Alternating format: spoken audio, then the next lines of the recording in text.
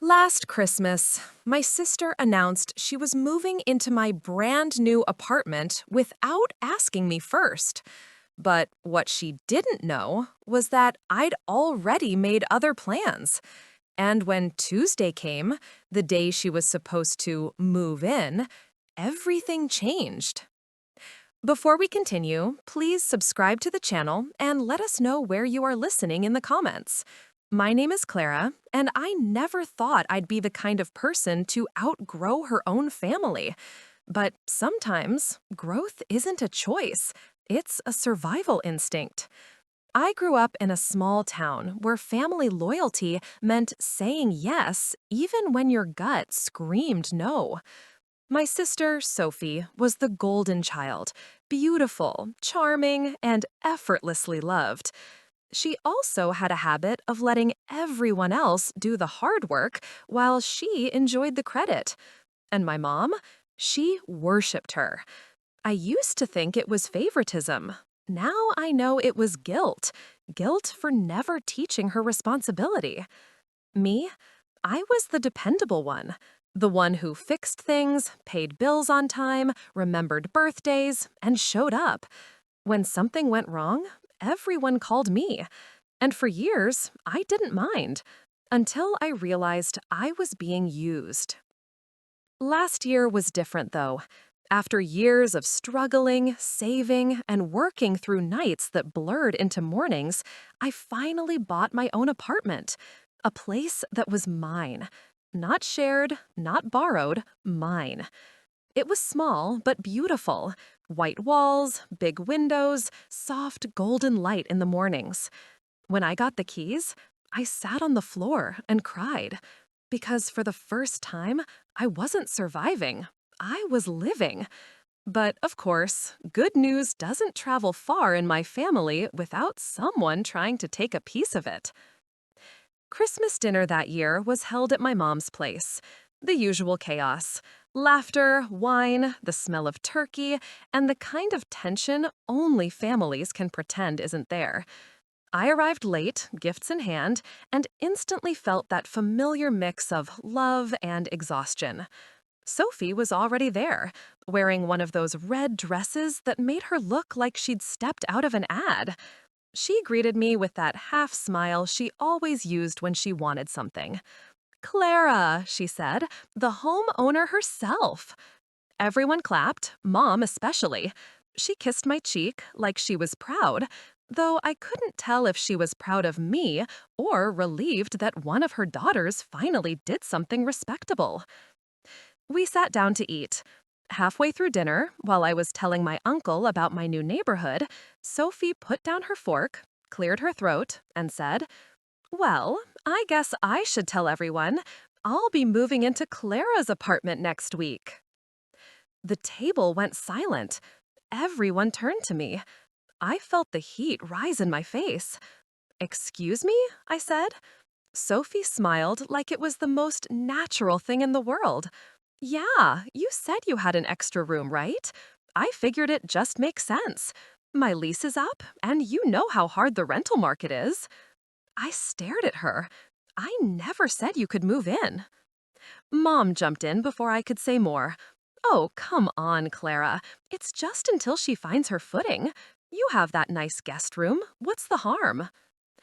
The harm was that I'd spent years crawling out of debt, out of guilt, out of a life that wasn't mine.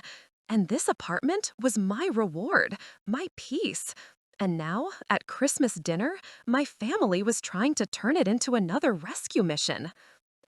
"I'm sorry," I said carefully, "but I already have plans for the place." Sophie laughed. "You mean your plants and books?" "No," I said. "I mean, I've made other arrangements."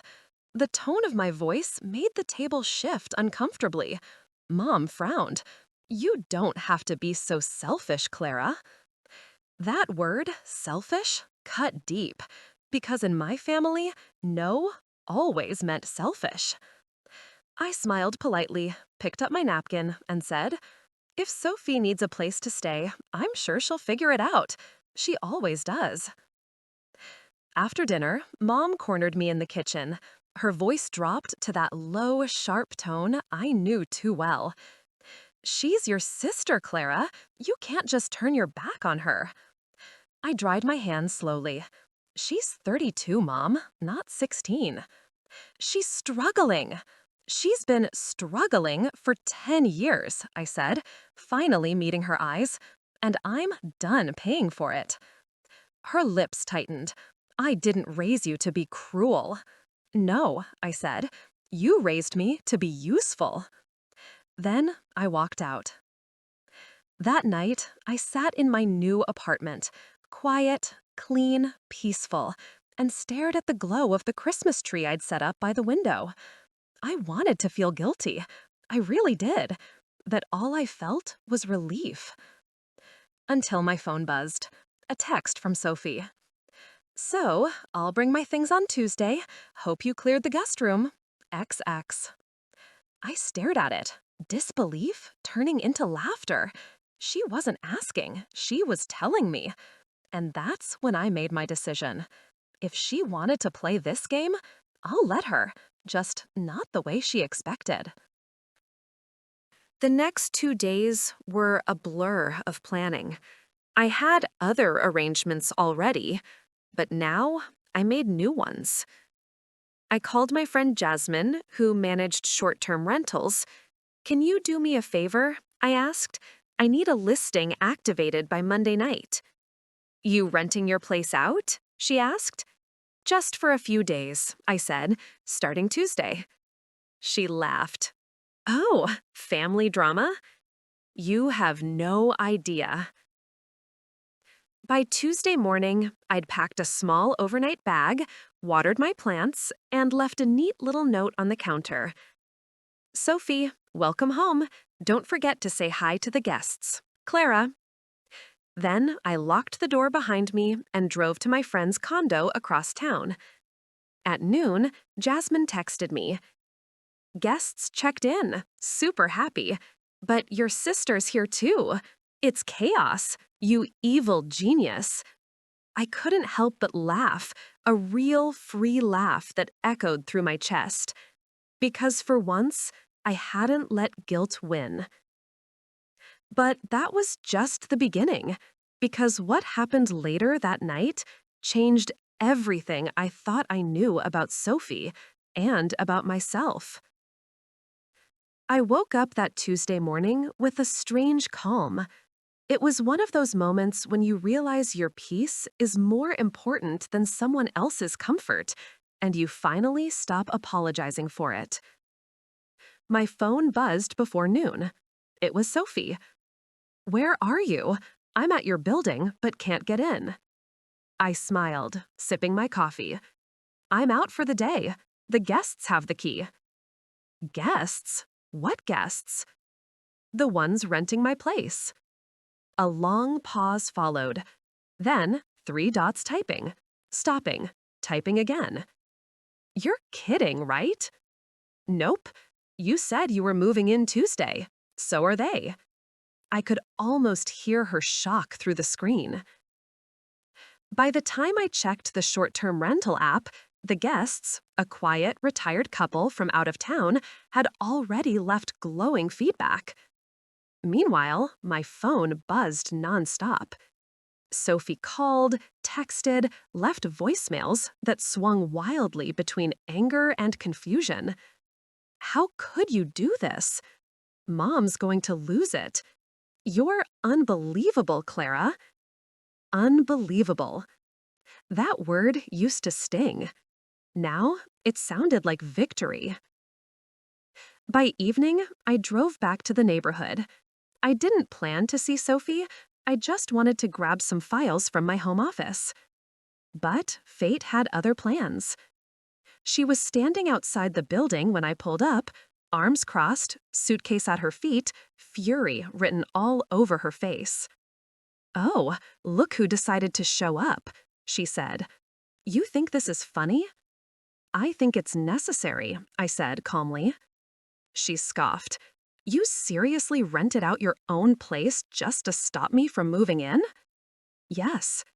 Her jaw dropped. "You're insane." "No, I said quietly. I'm just done.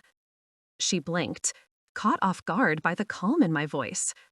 I stepped closer, not to fight, but to finally be honest. You've been taking from everyone for years, Sophie. Time, money, energy. You say you're struggling, but you never even try to change. You just move on to whoever will save you next. That's not fair, she snapped. You have everything, Clara.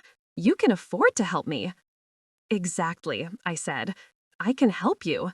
I just choose not to this time, because helping you means hurting myself again, and I'm done doing that. For a moment, she looked like she might cry, but then she smirked. Mom told me you've changed. She said you've become cold. I've become free, I corrected. The silence between us stretched. I thought that would be the end of it. A dramatic fight in a parking lot, followed by more family gossip and silence. But then the twist came. Sophie took a deep breath and said softly, I wasn't really planning to move in. My stomach dropped. What? She looked away. I was just testing you. Mom told me to. She said if I told you I was moving in, you'd probably argue, and then she'd know if you still cared. For a second, I couldn't even process it. I just stared at her. So this was Mom's idea? She nodded. She said she was worried about you. Said you've been distant. She thought this might bring us back together. I let out a short, bitter laugh. By tricking me? Sophie shrugged. You know how she is. I did. But knowing didn't make it hurt any less. I leaned against my car, staring at the darkening sky.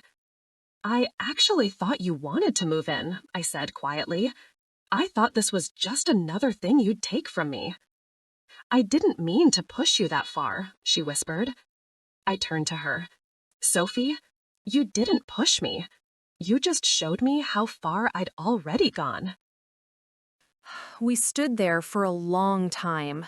Two sisters who'd spent years orbiting the same pain from opposite sides. For once, there was no yelling, just honesty. I miss you, she said finally. I miss you too, I admitted. But I miss me more, the version of me I used to lose trying to please everyone. Her eyes softened. So what now?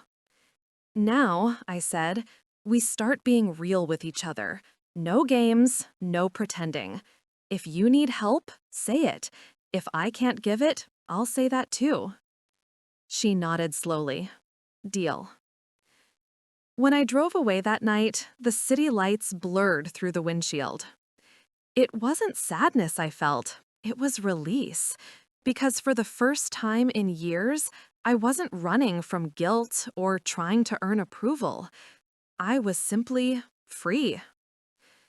The next morning, I woke up to a message from Sophie. I talked to Mom, told her what happened. She's mad, but I think she needed to hear it too. I'm sorry, Clara, for everything.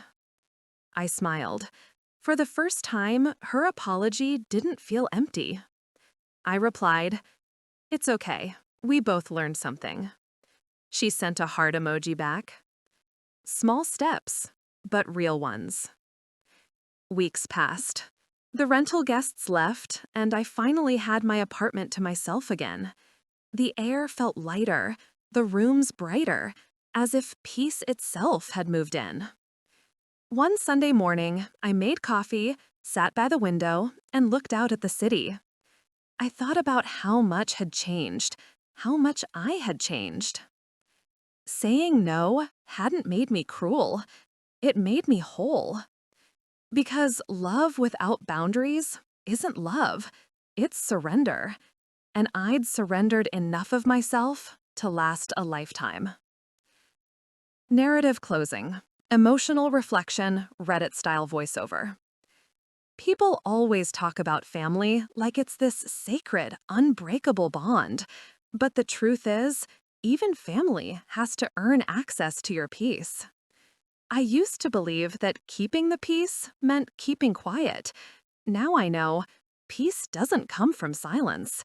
It comes from standing your ground with grace.